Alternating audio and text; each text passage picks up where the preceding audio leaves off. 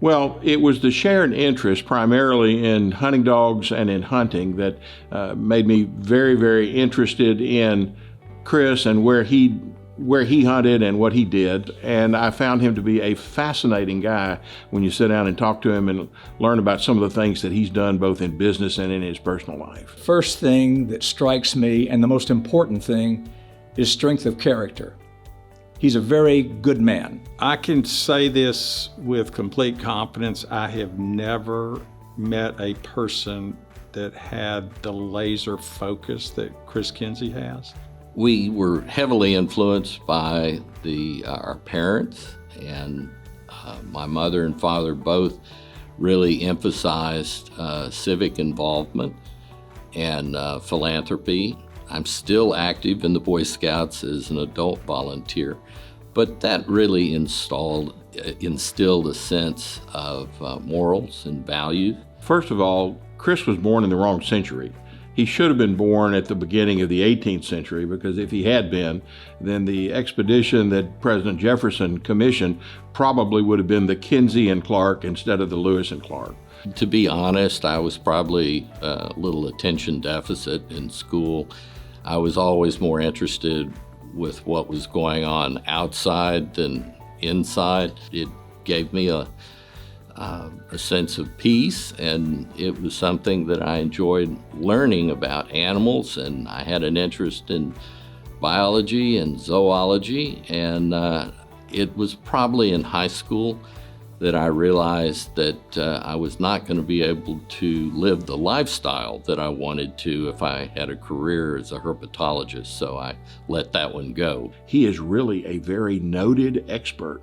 He is one of like 4 living people who has harvested all 36 subspecies of the spiraled horned antelope in sub-Saharan Africa. One of the things you wouldn't know about Chris is the fact that he's a member of the Royal Geographic Society of London. That is really a big deal. I approached someone here in Shreveport to solicit them for some money for a civic organization I was trying to raise money for, and I saw some photographs on their desk, and I was fascinated. I asked questions, and they said, well, why don't you come with me on my next trip? I did, and boy, that was 35 trips ago, and I've never quit. I was able to get in and do some exploration in the northern Congo and see some parts of Africa that no one had ever been to before. And that was fascinating, and I was able to get other people interested. The world kind of coalesced behind it, and today it's a World Heritage Site. But the pet that has been with him the longest is his pet turtle. Chris has had a turtle since he was in junior high, and today he still has that turtle.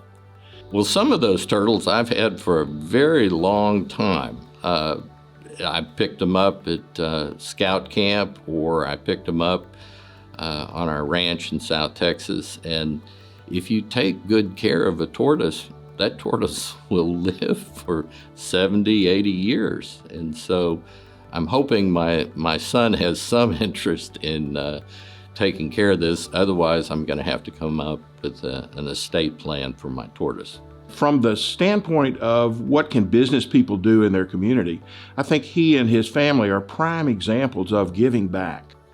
When Chris Kinsey agrees to serve on a board, it's almost like a marriage to him. He doesn't take the invitation lightly, and if he gets on the board, he stays on the board and works on the board.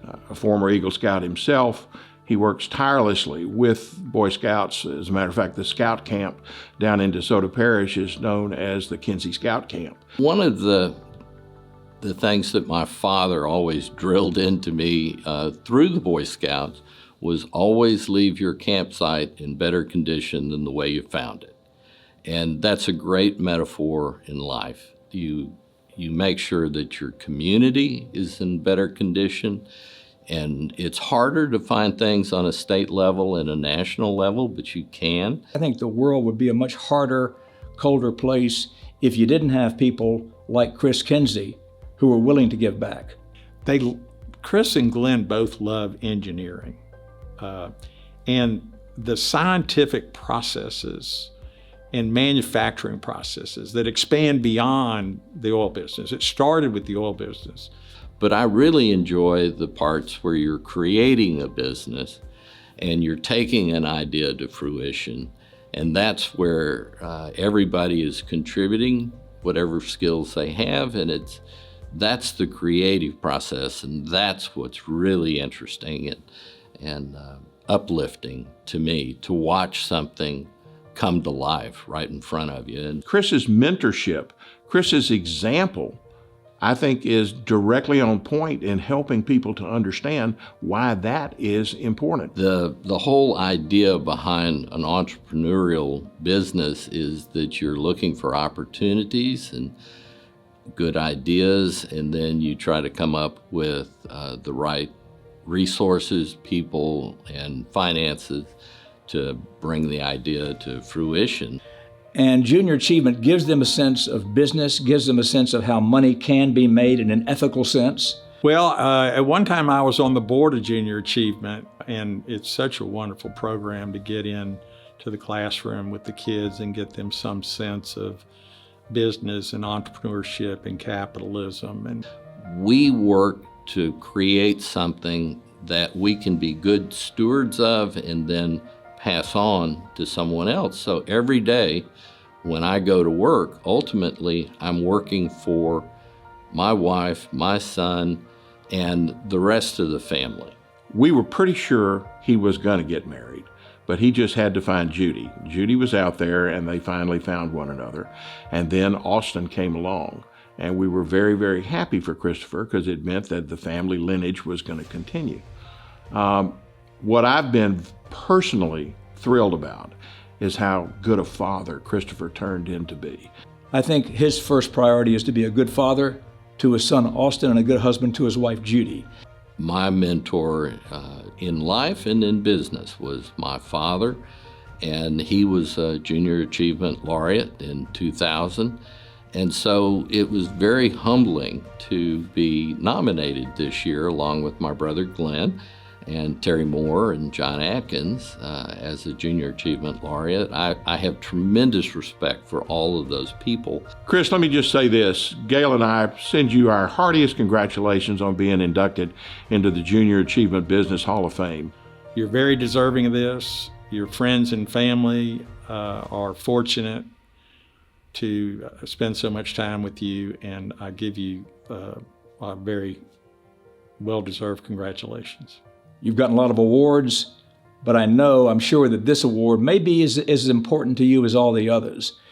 I can't think of anyone who deserves it more than you do. Well done.